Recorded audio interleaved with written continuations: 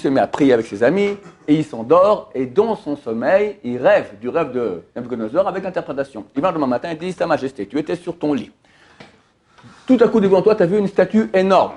La tête était d'or, la poitrine d'argent, le ventre de cuivre, les jambes de fer, le bout des jambes moitié fer, moitié argile. Et venue une petite pierre, sans intervention d'une main humaine, a touché le bout des pieds. Toute la grande statue s'est écroulée, la petite pierre a commencé à grandir et grandir, est venue une montagne énorme qui a rempli le monde entier. Nabuchodonosor dit, Daniel, Banco, c'est exactement ça, je t'écoute maintenant pour l'interprétation. Il lui dit, Sa Majesté, Dieu t'a montré l'histoire. Dieu régnait à Jérusalem. De là-bas, il régnait sur le monde entier. Tu as hérité de ce règne. La présence divine est partie, elle est partie en exil. Et toi, maintenant, tu es le maître du monde. Tu es le plus grand empereur qu'il y a jamais eu jusqu'à l'époque. Et tu es maître du monde. Tu es représenté par cette statue, par la tête en or. Mais un jour, ton empire disparaîtra, remplacé par un autre empire qui lui sera comparé à la poitrine d'argent. Quel empire qui a conquis les Irakiens? Ce sont les Perses, comparés à l'argent. Eux-mêmes seront conquis par une royauté comparée au ventre de cuivre, c'est Alexandre le Grand, ce sont les Grecs. Eux-mêmes qui seront conquis par les Romains, comparés au fer. Et à la fin de l'histoire, il n'y aura pas que l'Empire romain, il y aura deux pôles. Le pôle occidental romain et la suite, d'accord, le Saint-Empire romain germanique, etc. Et un empire ismaélite. L'Empire ottoman, par exemple, ou toute la puissance, après l'Empire ottoman, toute la puissance du monde ismaélite. Tu as les deux pôles aujourd'hui, comme on voit aussi aujourd'hui dans le monde. Tu as le côté arabe, ou peut-être iranien, d'accord, et le côté occidental. Viendra une petite pierre, sans intervention d'une main humaine, c'est le peuple d'Israël, l'époque messianique, pas par notre force qu'on est beau, grand et fort, on a des beaux avions et on est super fort, non, parce qu'on a la Torah, Dieu va venir, et la pierre, ça représente la Torah, va toucher le bout des pieds, et toute la puissance physique. Tous ces peuples étaient basés sur une puissance militaire physique. Mieux tu sais détruire, mieux tu sais tuer, plus tu es grand. Tout ça disparaîtra, il n'y aura plus que la connaissance de Dieu dans le monde entier, Amen.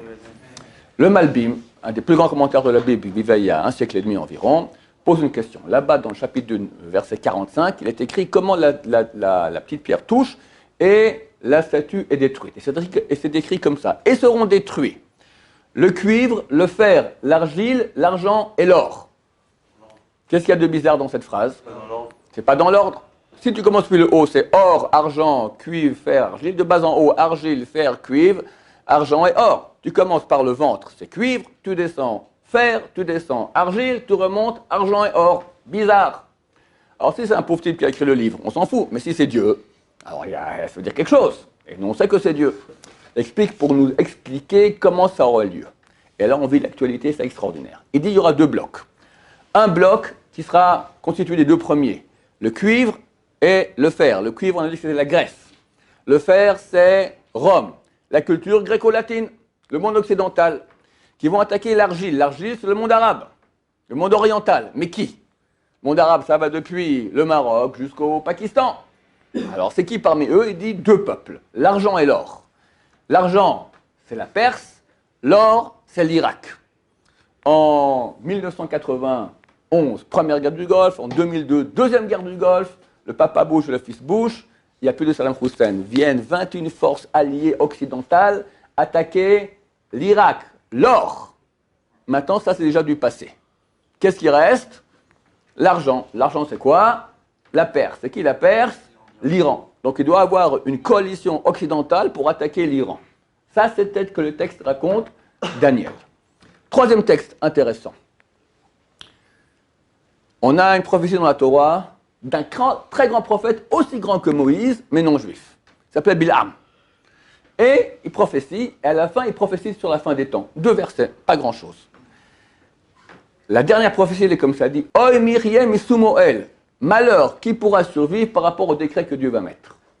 Il y a quelques mois, j'ai fait un chidouche que le mot Sumoel, le décret que Dieu va mettre, c'est la valeur numérique de Adolf Hitler. Oy, malheur, malheur, c'est la seule fois de la Torah où c'est marqué malheur.